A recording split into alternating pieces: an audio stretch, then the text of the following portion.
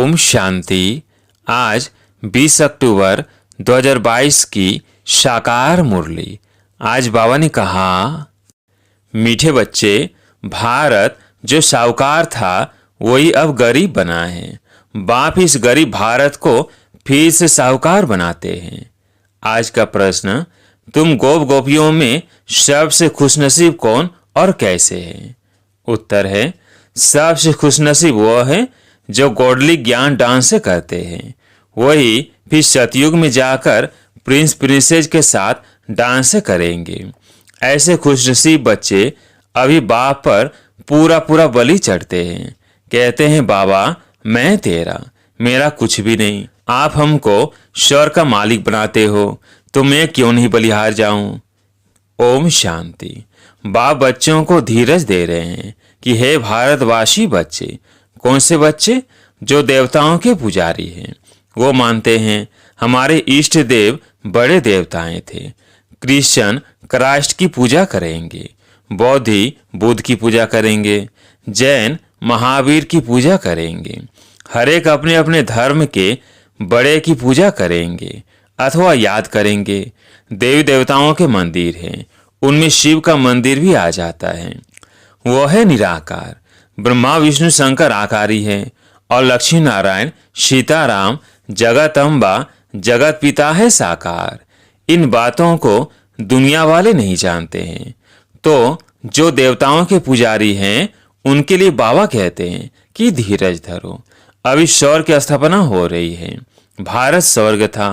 लक्ष्मी नारायण के राज्य को स्वर्ग कहा जाता है। लक्ष्मी नारायण के राज्य को 5000 वर्ष हुए। सीताराम के लिए कहेंगे 3750 वर्ष हुए। यह तुम ब्रह्मामुख वंशी ब्राह्मण कुलभूषण ही जानते हो।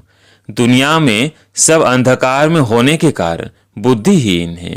उनको समझाना है कि तुम्हारा एक है लौकिक बाप और दूसरा है पारलौकिक बाप। वह नई दुनिया का रचयिता। बाप नया घर बनाते हैं ना, बेहद का बाप नई सृष्टि बनाते हैं। अभी वो भारतवासी धर्म भ्रष्ट बन पड़े हैं। देवताओं की महिमा गाते हैं, सर्वगुण संपन्न। यह महिमा और कोई धर्म वाले की नहीं है। कोई भी धर्म वाले अपने इष्ट देव की ऐसी महिमा नहीं गाते हैं। उनको देवताओं के भक्त मिलेंगे भी। लक्ष्मी नारायण के मंदिर में श्री कृष्ण के भगत कृष्ण के मंदिर में मिलेंगे। तुम जानते हो लक्ष्मी नारायण सतयुग में भारत के मालिक थे। गोया भारतवासी सतयुग के मालिक थे। भारत बहुत साहूकार माला माल था जब आदि सनातन देवी देवता धर्म था। यह भारत का प्राचीन सहज राजयोग और सहज ज्ञान।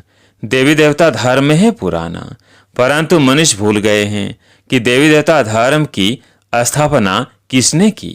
बाबा ने समझाया है, तुम हो संगम युगी ब्राह्मण, वो है कलयुगी। ब्राह्मण भी कहते हैं कि हम प्रजापिता ब्रह्मा वंशी हैं, परंतु वो यह नहीं जानते कि ब्रह्मा कब आए थे।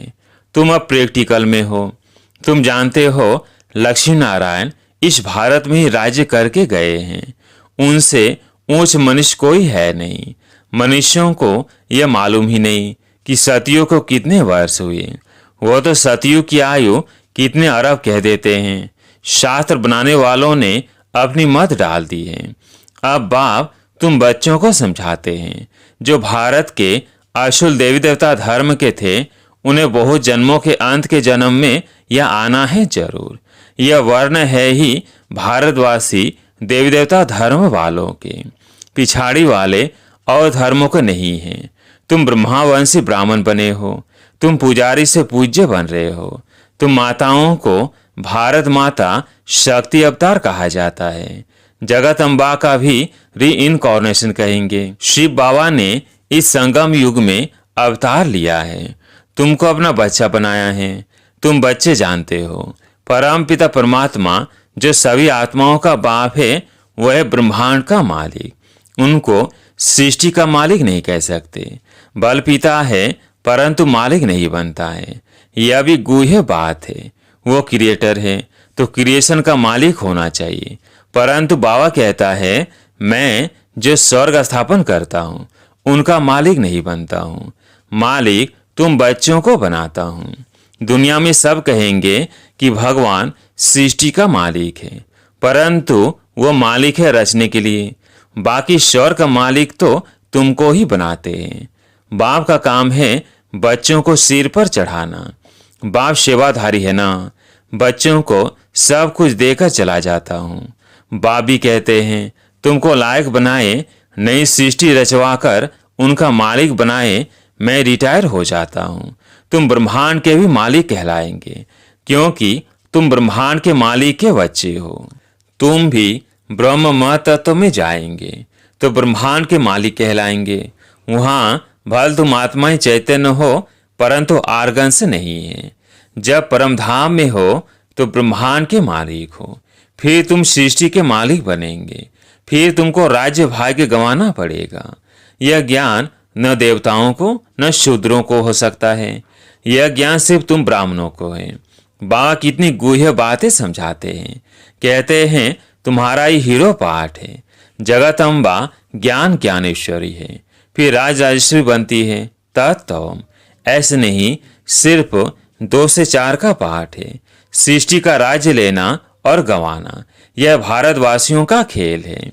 भारतवासी ही सृष्टि के मालिक थे, आज कंगाल बने हैं।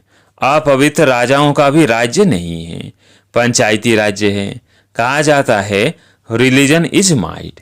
सर्वशक्तिमान बाप बैठ देवी देवता धर्म की स्थापना कर रहे हैं। कितनी माइट देते हैं जब हम सृष्टि के मालिक बन जाते हैं। भारत में तो अनेक धर्म हैं। गुजरात में रहने वाले कहते हैं हम गुजराती हैं। सतयुग में एक ही धर्म था। बाप कहते हैं तुमको फिर से गीता का ज्ञान सुनाता हूँ। जब तक जिएंगे तब तक ज्ञान अमृत पिएंगे। अनेक जन्मों का बोझा है, वो उतरने का है। उन्होंने तो युद्ध का मैदान दिखलाए कृष्ण का नाम डाल दिया है। भगवान कहते हैं तुम्हारे रथ में प्रवेश कर माया पर जीत पहनाने के लिए युद्ध के मैदान में खड़ा करता हूँ। साथ साथ बच्चों को भी खड़ा करता हूँ। तुम जानते हो माया जीत बन शौर के मालिक बनेंगे। वो लोग फिर सिपाहियों को कहते हैं कितना रात दिन का फर्क है।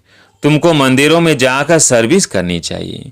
उनको बताओ ये लक्ष्मी नारायण ही भारत के मालिक थे।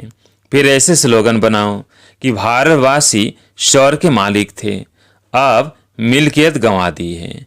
शास्त्रों में कृष्ण और महाभारत लड़ाई दिखा दी है।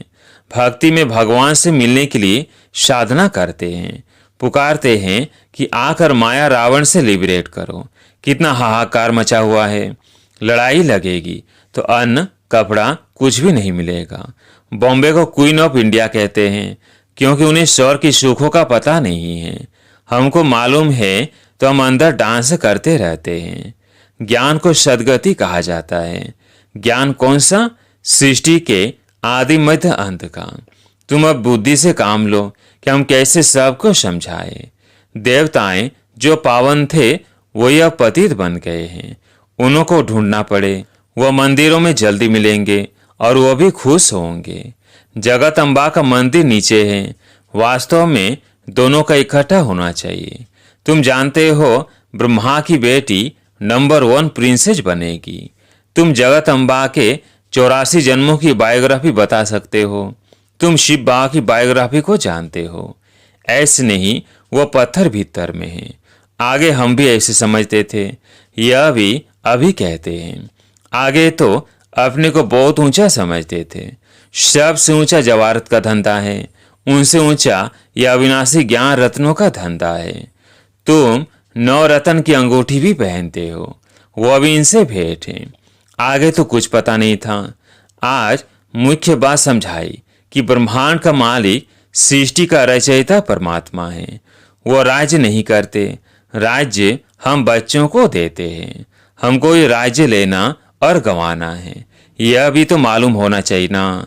गंवाए हुए राज्य में कितना जन्म लेते हैं, फिर अपने राज्य में कितने जन्म लेते हैं, और बाकी क्या चाहिए। मनुष्य तो देहाभिमानी होने के कारण उल्टे लटके हुए हैं। तुम अभी सुलटे हुए हो। मनुष्य जब मरते हैं तो फिर उनका मुंह फेर देते हैं। अब हमारा मुंह है परम धाम तरफ। हम यह शरीर छोड़ सीधे चले जाएंगे। अच्छा, बाप कहते हैं मन मना भव, मेरे को याद करने से तुम मेरे पास आ जाएंगे। यह बेहद में क्लास अच्छा है। अंदर कमरे में बाबा को जैसे गर्व जेल भासता है। बेहद के बाप को बेहद चाहिए। इतना बड़ा बेहद का मालिक इस हद शरीर में आकर बैठते हैं तुम्हारी सर्विस करने। इनको आना ही पति शरीर पति दुनिया में। कहते हैं तुम बच्चों को पति से पावन बनाए, स्वर का मालिक बनाए, फिर मैं चला जाता हूँ। अभी उथल पाथल होगी तो कई जो कच्चे हैं उनके तो देकर ही प्राण निकल जाएंगे। किसको मरता हुआ देकर भी कईयों को बड़ा शौक आ जाता है और मर जाते हैं। तुमको तो बहुत मजबूत होना चाहिए। गाया भी जाता है कि मिरुआ मौत मनु का शिकार। स्वर के लायक तो अब हम बन रहे हैं। बाप कहते हैं इस लड़ाई द्वारा ही गेट खुलते हैं। अब चलो वापिस खेल पूरा हुआ। बाबा है रूहानी गाइड, रूहानी धाम में ले जाते हैं। इसलिए अब बाप को याद करो तो अंतमति सोगति हो जाएगी। कोई कोई का तो यहाँ बहुत छोटा जन्म होता है, गर्भ में बहुत सजाएं खाते हैं, बाहर आया और बच्चा मर गया, फिर दूसरा हिसाब किताब भोगने जाता है। बाप कहते हैं मीठे मीठे बच्चे, इन ज्ञान रत्नों को बुद्धि में धारण करो, मंदिरों में जाकर सर्विस करो। इसको मेहनत कहा जाता है। डरो मत, जो अपने धर्म के होंगे उनको तीर लगेगा। सन्यासियों के पास जाकर देखना चाहिए। बिच्छू के डंक का मिसाल देखो, पत्थर है तो डंक नहीं लगाओ, ट्राई करनी चाहिए। कोशिश करते करते सक्सेसफुल हो ही जाएंगे। अभी अर्जुन वो ज्ञान और योग की ताकत आई नहीं है, इसलिए अभी सन्यासियों राजाओं आदि को कहाँ समझाया है। जनक, परीक्षित, सन्यासी आदि सब पिछाड़ी में ही आते हैं।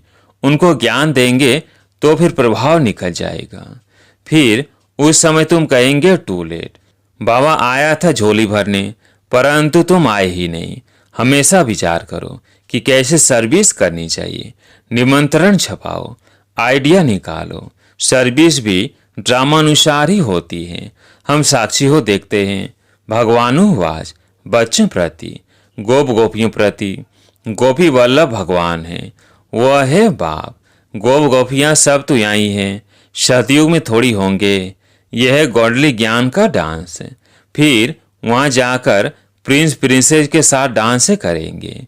तुम बच्चे बड़े ही खुश नसीब हो, सिर्फ बलि चढ़ जाओ। बाबा मैं तेरी हूँ, क्यों नहीं बलिहार जाऊंगी। आप हमको स्वर का मालिक बनाते हो। बड़ी जबरदस्त कमाई है, बाकी सब तो कब्र दाखिल होने हैं। कब्रिस्तान फिर परिस्तान होगा। दिल्ली परिस्तान थी, परियों का स्थान था। देवी देवताओं को परिस्तान की परियां कहा जाता है, अब कब्रिस्तान है।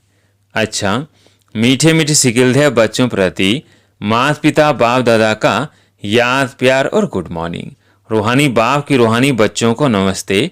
हम रूहानी बच्चों की रूहानी बाप दादा को याद प्यार गुड मॉर्निंग नमस्ते नमस्ते। धारणा के लिए मुख्य सार। पहला पॉइंट, सदा इस नशे में रहना है कि हम ब्रह्मांड और विश्व के मालिक बन रहे हैं। हम ब्राह्मण ही फिर देवता बनेंगे। दूसरा पॉइंट, अपनी अवस्था मजबूत बनानी है, मौत से भी डरना नहीं है, बाप की याद में रहना है, धारणा कर औरों को सर्विस करनी है। आज प्यारे मीठे बाबा का वरदान, बहानेबाजी के खेल को समाप्त करने वाले मास्टर दातापन के सौमानधारी भव। बहानेबाजी के खेल को समाप्त करने वाले मास्टर दातापन के सौमानधारी भव। जिन बच्चों को बहानेबाजी का खेल आता है वह कहेंगे ऐसे नहीं होता तो वैसा नहीं होता, इसने ऐसे किया, सरकमस्टांस वह बात ही ऐसी थी। अब इस बहानेबाजी की भाषा को समाप्त कर दृढ़ प्रतिज्ञा करो, कैसा हो या वैसा, लेकिन मुझे तो बाप जैसा बनना है। दूसरा सहयोग दे तो मैं संपन्न बनूं, नहीं, इस लेने के बजाय मास्टर दाता बन सहयोग, स्नेह, सहानुभूति देना ही लेना है। इस भावना से मास्टर दातापन के सम्मानधारी बन जाएंगे। आज का स्लोगन है, जब मैं और मेरेपन के भावों से वैराग्य हो तब कहेंगे बेहद के वैरागी। जब मैं और मेरेपन के भावों से वैराग्य हो तब कहेंगे बेहद के वैरागी। अच्छा, ओम शांति।